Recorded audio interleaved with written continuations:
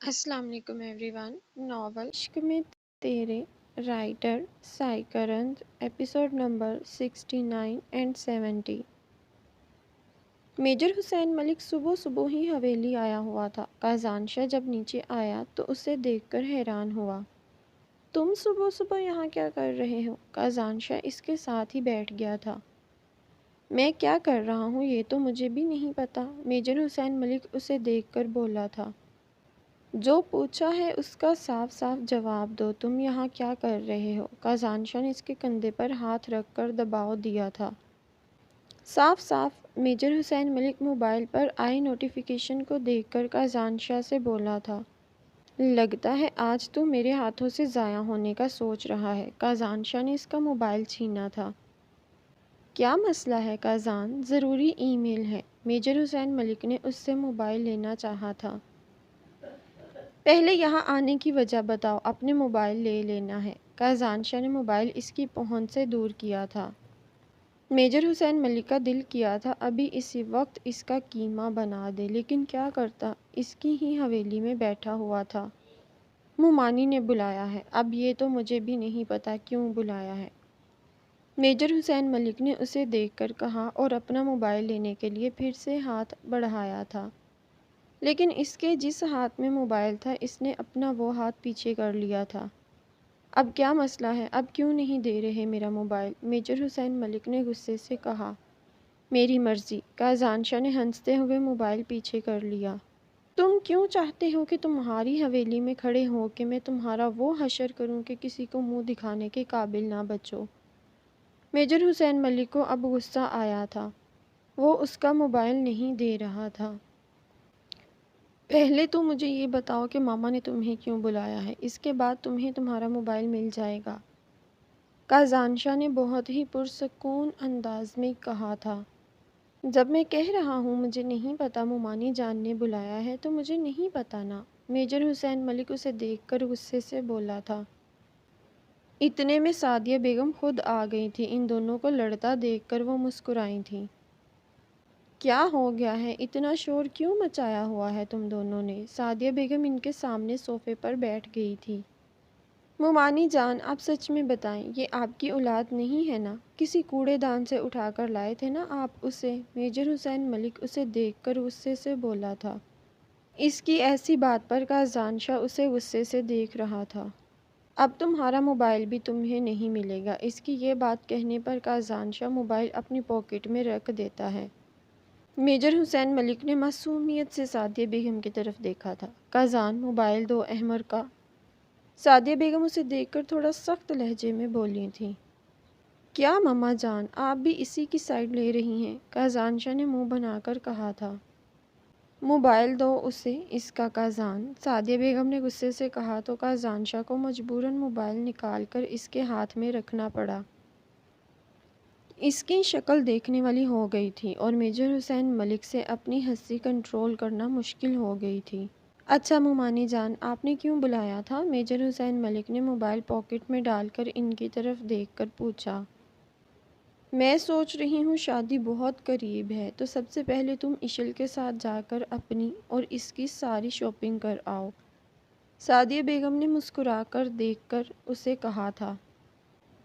ٹھیک ہے مومانی جان، کوئی مسئلہ نہیں ہے، آپ جب کہیں گی میں اسے لے جاؤں گا۔ میجر حسین ملک کا دل کر رہا تھا کہ سعدیہ بیگم کو ایک بار گلے لگا لے، کیونکہ انہوں نے اس کے دل کی بات کہی تھی۔ لیکن کیوں ماما، میں خود جا کر اشل کو اس کی پسند کی شاپنگ کرا لاؤں گا، یہ اپنی شاپنگ کر لے گا۔ کازان شاہ نے اسے گور کر دیکھا تھا اور پھر سعدیہ بیگم سے یہ بات کہی تھی۔ اچھا ٹھیک ہے تمہاری مرضی، پھر تو نور الایمان کو بھی شاپنگ اس کے بھائی کروا دیں گے، کیوں احمر؟ سعدیہ بیگم نے پہلے کازان شاہ کی طرف دیکھا اور پھر پروفیسر احمر ملک کی طرف اور اس سے پوچھا۔ یہ کیا بات ہوئی ماما؟ کازان شاہ نے برا سا منہ بنایا تھا۔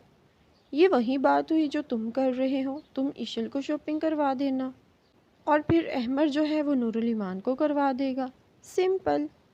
سعدیہ بیگم کازان شاہ کو دیکھ کر بول رہی تھی۔ اس کا چہرہ دیکھ کر انہیں بھی ہنسی آ رہی تھی، لیکن وہ اپنی ہنسی پر کنٹرول کیے ہوئے تھی۔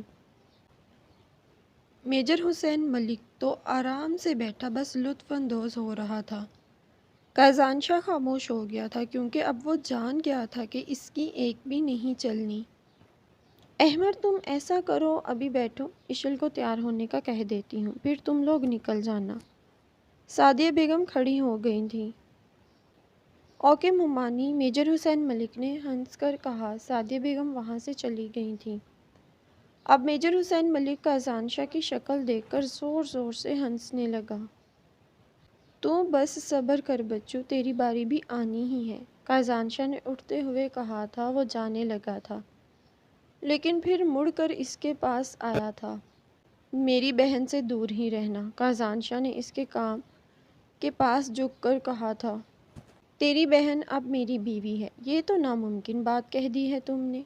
मेजर हुसैन मलिक ने भी उसे देखते हुए हंसकर ये बात कही थी। पछता रहा हूँ तुम जैसे दोस्त से अपनी बहन का निकाह करवा के, काज़ान शाह ने गुस्से से कहा था। अगर तुम ना भी करवाते तो मैंने खुद कर लेना था, मेजर हुसैन मलिक ने उसे देखकर हंसकर कहा था।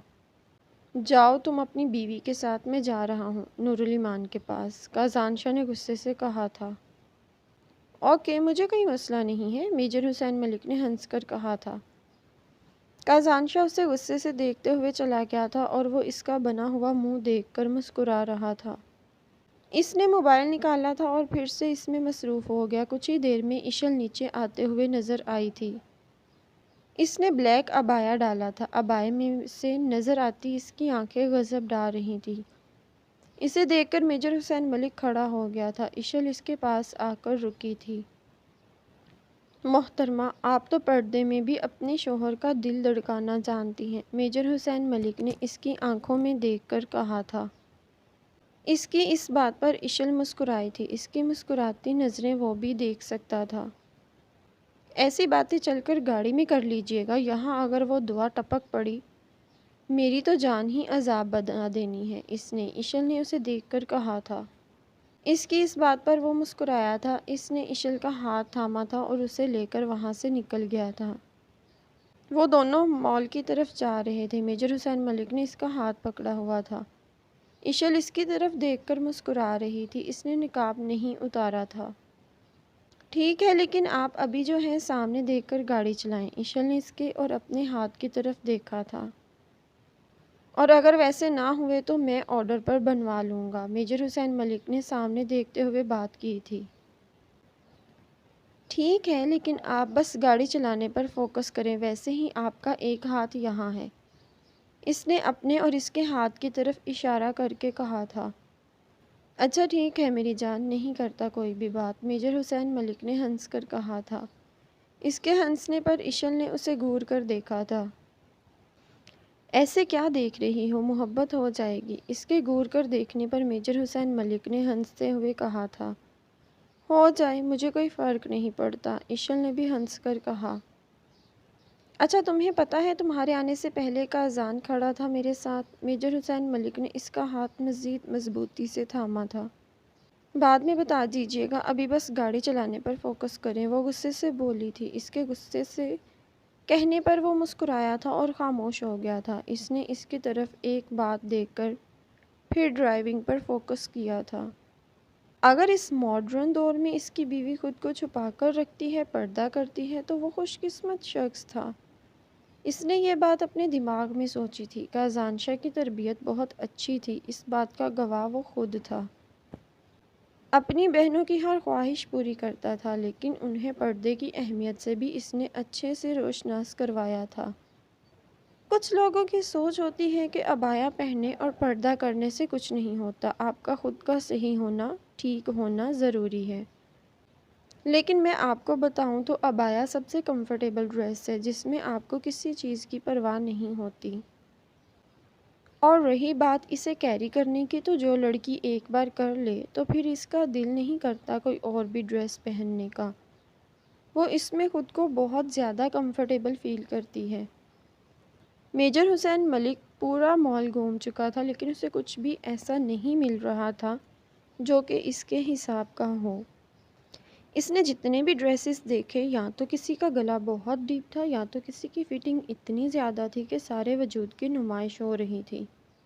کچھ تو ایسے تھے جن سے پیٹ بھی نظر آ رہا تھا۔ اسے اب غصہ آ رہا تھا، کیا کچھ بھی ایسا نہیں تھا جو اس کی بیوی کے حساب کا بنا ہو؟ کیا ہوا ہے احمر؟ ایشل احمر کو پریشان دیکھ کر بولی تھی۔ مجھے کچھ بھی پسند نہیں ہے یہاں، ہم میری شاپنگ کرتے ہیں، تمہارے لیے میں خود کسٹمائز کرواؤں گا۔ میجر حسین ملک نے اس کی طرف دیکھ کر کہا۔ اوکے، اگر آپ کو نہیں پسند تو ہم نہیں لیں گے۔ ایشل نے بھی اس کی ہاں میں ہاں ملائی تھی۔ اس کے بعد وہ لوگ پروفیسر احمر ملک کی شاپنگ کرنے لگے تھے۔ یہ دیکھیں احمر، یہ کیسا ہے؟ ایشل نے ایک بلیک شلوار قمیض پسند کی تھی اس کے لیے۔ یہ کس لیے؟ میجر حسین ملک اپنی خوبصورت بیوی کو دیکھ کر بولا۔ یہ قوالی نائٹ کے لیے بالکل پرفیکٹ ہے، ایشل نے اس کی طرف دیکھتے ہوئے کہا۔ اچھا محترمہ، دکھائیں۔ میجر حسین ملک نے اس سے ڈریس لیا تھا، وہ واقعی میں ہی اچھا لگنا تھا اس پر۔ پرفیکٹ، اس نے وہ ڈریس خود پر رکھا تھا، ایشل نے اسے دیکھ کر کہا تھا۔ اس کے ایسا کہنے پر میجر حسین ملک بھی مسکرایا تھا۔ اگر آپ کہتی ہیں تو لے لیتے ہیں، میجر حسین ملک نے ہنس کر کہا۔ تو یہ دن ہو گیا آپ کی قوالی نائٹ کے لیے۔ اب آپ کے لیے مہندی کا ڈریس دیکھنا ہے، ایشل نے اسے دیکھ کر کہا۔ اس کی اس بات پر اس نے ہاں میں سر ہلایا تھا۔ اس طرح دونوں نے مل کر میجر حسین ملک کی شادی کی پوری شاپنگ مکمل کی تھی اور انہیں شاپنگ کرتے کرتے صبح سے شام ہو گئی تھی اور ابھی صرف اور صرف میجر حسین ملک کی شاپنگ ہوئی تھی۔ اب وہ لوگ واپس حویلی جا رہے تھے۔ میجر حسین ملک نے ایک جگہ گاڑی روکی تھی۔ گاڑی کیوں روکی؟ ایشل نے گاڑی روکنے پر پوچھا تھا۔ گاڑی اس لیے روکی کیونکہ اس شاپنگ کے چکر میں ہم نے تو رومانٹک باتیں ہی نہیں کی۔ میجر حسین ملک کی اس بات پر ایشل نے غصے سے اسے گھورا تھا۔ توبہ ہے احمر، وہ غصے سے بولی تھی۔ کیا توبہ؟ بیوی ہو تم میری، رومانس بھی تم سے ہی کروں گا نا۔ میجر حسین ملک نے اسے گھورا تھا۔ بس کریں احمر، تھک گئی ہوں میں، ابھی مجھے حویلی ڈراپ کریں، ایشل نے منہ بنا کر کہا تھا۔ میرا تو دل نہیں کر رہا تمہیں حویلی چھوڑنے کا، بلکہ دل کر رہا ہے تمہیں اپنے فلیٹ اپنے کمرے میں لے جاؤں، ڈیکوریشن تو تمہاری نند 1 گھنٹے میں کروا لے گی۔ میجر حسین ملک نے اس کے دونوں ہاتھ تھامے تھے۔ توبہ توبہ کریں احمر، بہت تھک گئی ہوں اور ایسی باتیں رخصتی کے بعد ہی صحیح لگتی ہیں، ایشل نے اسے دیکھ کر غصے سے کہا تھا۔ وہی تو کہہ رہا ہوں، رخصتی کر لیتے ہیں نا، میجر حسین ملک نے اس کے ہاتھوں پر بوسہ دیا تھا۔ ایشل نے ہاتھ پیچھے کرنا چاہا تھا لیکن پروفیسر احمر ملک نے اسے ایسا نہیں کرنے دیا تھا۔ احمر، کیا ہو گیا ہے؟ پہلے ہی اتنا لیٹ ہو گئے ہیں، ماما کی کالز بھی آ رہی تھی، بائی کی بھی، ایشل نے اسے دیکھ کر کہا تھا۔ کازانشا کے ذکر کرنے پر میجر حسین ملک نے اسے غصے سے دیکھا تھا۔ اپنے بھائی سے کہنا تھا کہ بیوی ہو اب تم میری، میرے ساتھ ہو، بالکل سیو ہو، اسے ٹینشن لینے کی ضرورت نہیں۔ میجر حسین ملک نے غصے سے یہ بات کہی۔ کیا ہو گیا ہے احمر؟ آپ کو اتنا غصہ کیوں کر رہے ہیں؟ ان کی بھی پریشانی جائز ہے، ہم کب سے باہر ہیں، ایشل نے منہ بنا کر کہا تھا۔ ان کی پریشانی کیوں جائز ہے ذرا بتانا، تم اپنے شوہر کے ساتھ ہو تو اس میں اسے پریشان ہونے کی کیا ضرورت ہے؟ میجر حسین ملک نے اس کی طرف دیکھ کر کہا تھا۔ میں آپ کو نہیں سمجھا سکتی، آپ بس مجھے حویلی ڈراپ کریں، ایشل نے اس کو دیکھ کر کہا۔ اس کی اس بات پر اس نے گاڑی سٹارٹ کی تھی اور اس کا رخ حویلی کی طرف تھا۔ اس کے بعد ان دونوں نے حویلی پہنچنے تک کوئی بات نہیں ہوئی تھی۔ ایشل نے انتظار کیا تھا وہ اسے بائے کہے گا، لیکن ایسا کچھ نہیں ہوا تھا، وہ بھی خاموشی سے اتر کر چلی گئی تھی۔ ایشل پریشانی سے کمرے میں بیٹھی تھی جب دعا اس کے پاس آئی تھی۔ دعا اسے پریشان دیکھ کر اس کے پاس آ کر بیٹھی۔ کیا ہوا ہے چوہی، اتنی پریشان کیوں ہو؟ دعا اسے اداس دیکھ کر بولی تھی۔ یار دعا، تم اگر مجھے تنگ کرنے آئی ہو نا تو یہاں سے چلی جاؤ، ایشل نے منہ بنا کر کہا تھا۔ اللہ جی، کیا ہو گیا ہے میری بہن کو؟ میں تو سوچ رہی تھی کہ سرخ چہرے کے ساتھ ملاقات ہوئی ہوگی، لیکن یہاں تو میڈم غصے میں بیٹھی ہے، دعا نے اسے دیکھ کر چھیڑا تھا۔ اس کی ایسی بات پر ایشل غصے سے اسے گھور کر دیکھ رہی تھی۔ کیا ہے چوہی، آنکھوں سے ہی نگل جاؤ گی کیا؟ دعا نے منہ بنا کر کہا تھا۔ خاموش رہو، چھوٹی ہو تو چھوٹی ہی رہو، ایشل نے غصے سے کہا تھا۔ کیا ہوا ہے، کوئی بات ہوئی ہے احمر بھائی کے ساتھ؟ دعا نے اس کو دیکھ کر پوچھا تھا۔ میں نے اب تمہیں مارنا ہے، تمہارا کیا کام ان سب کاموں میں، ایشل نے غصے سے کہا تھا۔ کیا ہے چوہی، اب میں اتنی چھوٹی بھی نہیں ہوں، دعا نے منہ بنایا تھا۔ اتنی بڑی بھی نہیں ہو کہ ایسی باتیں کرو، ایشل نے غصے سے منہ بنا کر کہا تھا۔ اچھا نا، اب بتاؤ کیا ہوا ہے؟ دعا نے اس کی طرف دیکھ کر ایک بار پھر سے پوچھا تھا۔ تمہیں کیوں میرے ہاتھوں سے مرنے کا دل کر رہا ہے؟ ایشل نے غصے سے یہ بات کہی تھی۔ اچھا نا بتاؤ مجھے، کیا لگتا ہے جیجو جی سے لڑائی ہوئی ہے؟ وہ جاتے جاتے یہ بات کہہ گئی تھی۔ اس نے تکیہ اٹھایا تھا اسے مارنے کے لیے، لیکن تب تک وہ جا چکی تھی۔ ایک تو نہ جانے انہیں کیا ملتا ہے مجھ سے ناراض ہو کر، ایشل نے غصے سے منہ بنا کر کہا تھا۔ وہ تینوں آج پھر ایک ساتھ ریسٹورنٹ میں بیٹھے باتیں کر رہے تھے۔ ہفتے میں ایک دن تو ایسا ہوتا ہی ہے جب وہ تینوں ایک ساتھ ہوتے ہیں۔ ہو گئی تھی کل تمہاری اور ایشل کی شاپنگ؟ کازانشا نے میجر حسین ملک کو دیکھ کر پوچھا۔ شاپنگ والی بات پر اس کے دماغ میں کل والی باتیں آئی تھیں۔ کل ان کی لڑائی ہو گئی تھی اور اب اسے بھی ایسا لگ رہا تھا کہ وہ بھی کچھ زیادہ ہی ری ایکٹ کر گیا تھا۔ وہ کل سے اسے کالز اور میسیجز کر رہی تھی، وہ ان کو بھی اگنور کر رہا تھا۔ ہاں میری تو ہو گئی ہیں، بس ایشل کے ڈریسز رہتے ہیں، میجر حسین ملک نے ہلکا سا ہنس کر کہا تھا۔ صحیح، اور اس کی ذمہ داری بھی تیری ہی ہے، کازانشا نے اسے دیکھ کر یہ بات کہی۔ ہاں مجھے پتا ہے اس کی ذمہ داری میری ہے، میجر حسین ملک نے اس کے کہنے پر کہا تھا۔ میں اپنی شاپنگ کس کے ساتھ کروں؟ کیپٹن ایان ملک نے ان دونوں کی گفتگو میں حصہ لیا تھا۔ کیا نظام شمسی کے ساتھ کرے گا؟ کازانشا نے اسے دیکھ کر گھورا تھا۔ جب تم دونوں مل کر اپنی بیویوں کے ساتھ کرو گے تو مجھے بھی تو دعا کے ساتھ کرنے دو نا، کیپٹن ایان ملک نے معصومیت سے کہا تھا۔ خاموشی سے جا کر اپنی شاپنگ کرانا، دعا کو میں خود کروا دوں گا، کازانشا نے غصے سے کہا تھا۔ یہ کیا بات ہوئی بھائی، جب آپ نورالایمان کے ساتھ جائیں گے شاپنگ کے لیے تو میں کیوں نہیں، کیپٹن ایان ملک نے معصومیت سے کہا تھا۔ خاموشی سے جا کر اپنی شاپنگ کرانا، دعا کا میں خود دیکھ لوں گا، کازانشا برگر کا بائٹ لیتے ہوئے بولا تھا۔ اور ویسے بھی تیرا ابھی نکاح ہوا ہے، کسی کو پتہ بھی نہیں ہے تیرے نکاح کا، تو خاموش ہی رہ، میجر حسین ملک نے بھی اسے تنگ کیا تھا۔ بھائی آپ بھی اپنے سالے کے ساتھ مل گئے، اس کے سالے بولنے پر میجر حسین ملک نے اسے مکہ مارا تھا منہ پر۔ پہلے ہم دونوں دوست ہیں، میجر حسین ملک نے اسے مکہ مارا اور کازانشا نے یہ الفاظ کہے تھے۔ کیپٹن ایان ملک ان دونوں کے مل جانے پر منہ بنا کر ان دونوں کو دیکھ رہا تھا۔ آج رات میں قوالی نائٹ کا فنکشن تھا جو کہ حویلی میں رکھا گیا تھا بھی کازانشا کی طرف سے، اسپیشلی وہ اپنی بہن کی شادی یادگار طریقے سے کرنا چاہتا تھا، اس کے سارے ارمان پورے کرنا چاہتا تھا، جس کی ساری ذمہ داری ہی اس پر تھی۔ دلہا دلہن کے آؤٹ فٹ کے علاوہ باقی سب کے ڈریسز ہی اسے دیکھنے تھے، جن کا آرڈر اس نے رات میں ہی دے دیا تھا اور دوپہر تک آ بھی جانے تھے۔ شادی جلدی میں ہو رہی تھی لیکن دھوم دھام سے ہی ہونی تھی۔ تقریباً 50 کے قریب لوگ انوائٹ کیے تھے، اس نے زیادہ نہیں کیے تھے، صرف جو قریب کے اس کے رشتہ دار تھے اور آفس والے، بس اس کے علاوہ نہیں۔ وہ صبح سے ڈیکوریشن میں مصروف تھی۔ آج کی تھیم میجر حسین ملک کے کہنے کے مطابق بلیک میں رکھی گئی تھی، کیونکہ اس نے اپنے اور اپنی محترمہ کے ڈریسز بلیک میں ہی رکھے تھے۔ کھانے کا انتظام اس نے کیپٹن ایان ملک پر چھوڑا تھا، کیونکہ وہ بھی اس سب میں اس کی مدد کروا رہا تھا۔ کیپٹن ایان ملک تو خوشی خوشی مدد کروا رہا تھا، اسی بہانے اسے اپنی بیوی کا چہرہ دیکھنے کو مل جاتا تھا۔ ہو گئے ہیں سارے کام، کازانشا حویلی کے لان میں آتا ہوا بولا تھا۔ ہاں بھائی تقریباً سب کچھ ہی ہو گیا ہے، اسٹیج کی تھوڑی ڈیکوریشن رہتی ہے، اس کے بعد ہو گیا ہے، کیپٹن ایان ملک نے پھول ایک سائڈ پر رکھتے ہوئے کہا تھا۔ اور جو پیسے اڑانے کے لیے ہیں وہ؟ کازانشا نے اسے دیکھ کر پوچھا۔ جی بھائی وہ بھی ڈن ہے، کیپٹن ایان ملک نے کازانشا کے پوچھنے پر کہا تھا۔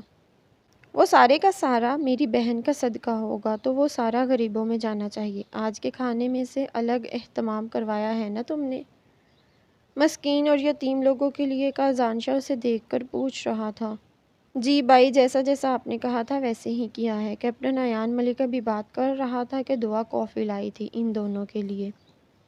مجھے کافی نہیں پسند، دعا نے کافی کیپٹن ایان ملک کی طرف کی تھی تو کیپٹن ایان ملک بولا۔ سوری مجھے پتہ نہیں تھا بھائی آپ کی کافی، دعا نے کازانشا کو اس کی کافی دی تھی۔ دعا اندر جاؤ، ورکرز کو دیکھ کر کازانشا نے سختی سے کہا تھا۔ کیپٹن ایان ملک اسے آتا دیکھ یہ تو بھول ہی گیا تھا کہ وہاں لوگ موجود تھے ڈیکوریشن کے لیے۔ جی بھائی، دعا یہ کہہ کر فوراً سے اندر چلی گئی تھی۔ اور جو کھانا یہاں کے مہمانوں کے لیے ہوگا وہی ان لوگوں کے لیے بھی جانا چاہیے۔ کازانشا نے ایک بار پھر سے اسے یاد کروایا تھا۔ بھائی، آپ کی کہی ساری باتیں یاد ہیں مجھے، کیپٹن ایان ملک نے ہنس کر کہا۔ ابھی بات ہے پھر تو؟ کازانشا بھی مسکرایا تھا۔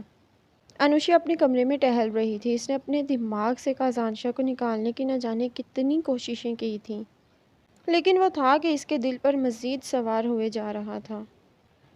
اب تو وہ اس کی حویلی میں رہتی تھی، وہ ہر وقت اس کے سامنے ہوتا تھا۔ وہ شخص اس کی محبت ہے، کیسے وہ اس کے خواب نہ دیکھتی؟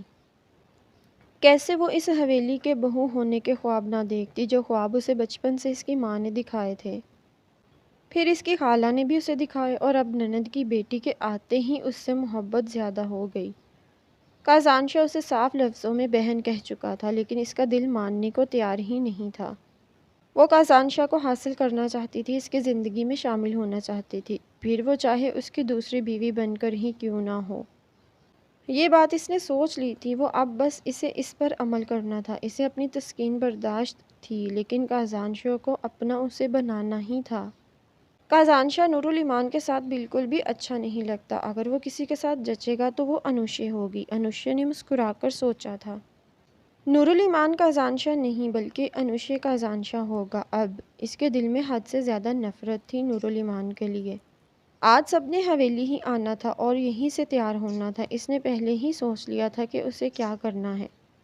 وہ اس ڈریس کو دیکھ کر بہت کنفیوز تھی۔ اسے سمجھ نہیں آ رہا تھا کہ کیا سچ میں کازانشا نے اس کے لیے اس طرح کا ڈریس سلیکٹ کیا تھا۔ یہ کیسا ڈریس ہے؟ وہ تو ایسے کپڑے مجھے حویلی میں نہیں پہننے دیتے، تو اتنے لوگوں کے سامنے کیسے؟ وہ پریشان ہو گئی تھی۔ وہ بلیک رنگ میں خوبصورت سی ساڑی تھی جس کے بلاؤز کا گلا بہت گہرا تھا، اور بلاؤز تھی بھی سلیو لیس۔ اسے سمجھ نہیں آ رہا تھا وہ اب کیا کرے۔ اسے ساتھ میں ایک پیپر بھی ملا تھا۔ اس نے وہ پیپر اٹھایا اور پڑھنے لگی۔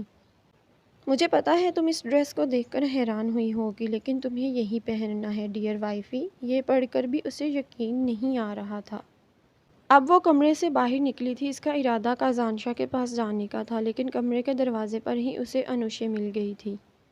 انوشے کو دیکھ کر اس نے برا سا منہ بنایا تھا۔ اسے دیکھ کر اسے غصہ بھی آ رہا تھا۔ کیا ہوا، تم اب تک تیار نہیں ہوئی؟ انوشے اسے یوں دیکھ کر بولی تھی۔ میری مرضی، میں جب بھی تیار ہوں، تمہیں اس سے کیا؟ وہ غصے سے بولی تھی۔ نہیں، میں تو ویسے ہی کہہ رہی تھی، کازان پوچھ رہا تھا تمہارا، اب تک تم نیچے نہیں آئی نا، اس لیے۔ انوشے نے مسکرا کر بتایا۔